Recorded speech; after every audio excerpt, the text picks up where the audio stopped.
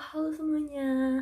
Perkenalkan, nama saya Nadia Putri Aisyah dengan NIM E2110945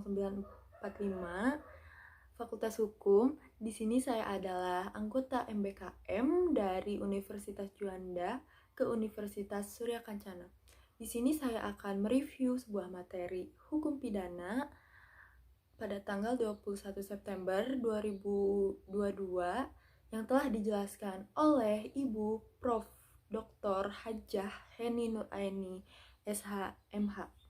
Nah, di pertemuan kedua kali ini membahas tentang berlakunya hukum pidana menurut waktu dan menurut tempat.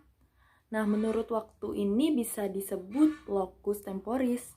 Kalau menurut tempat bisa disebut locus delicti. Nah, kalau yang menurut waktu didasarkan pada asas legalitas, bisa disebut principle of legality.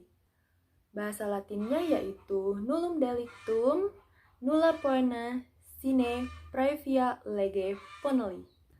Di dalam KUHP diatur pada pasal 1 ayat 1. Berbunyi apa sih itu? Tiada suatu perbuatan dapat dipidana kecuali atas kekuatan aturan pidana dalam perundang-undangan yang telah ada sebelum perbuatan dilakukan. Hal tersebut memiliki dua konsekuensi. Dua konsekuensi ini apa sih isinya? Yang ke satu, tindak pidana harus dirumuskan ke dalam undang-undang. Tindak pidana yang tidak diatur dalam KUHP tidak dapat dipidana atau dihukum. Dan larangan adanya penafsiran secara analogi. Yang kedua, peraturan harus ada sebelum terjadinya tindak pidana.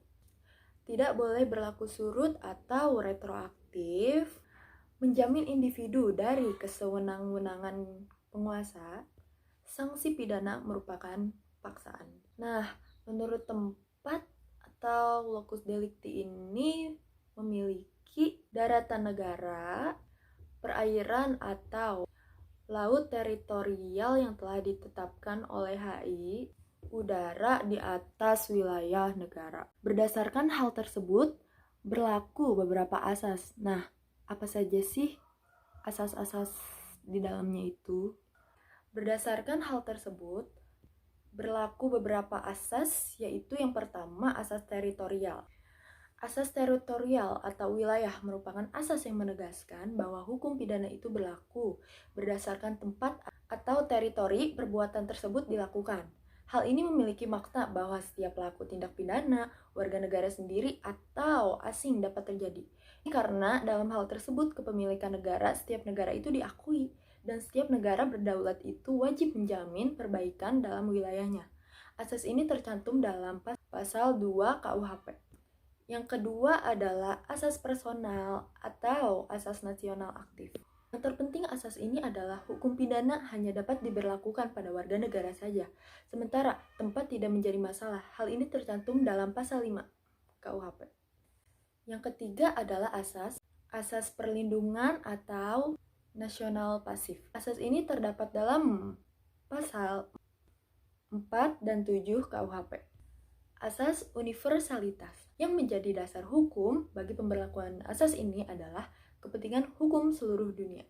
Yang terakhir adalah ekstradisi atau penyerahan atau bantuan hukum yang bersifat internasional. Sekian review materi yang saya tangkap atau yang saya mengerti. Jika ada kesalahan kata mohon dimaafkan. Sekian dari saya. Wassalamualaikum warahmatullahi wabarakatuh.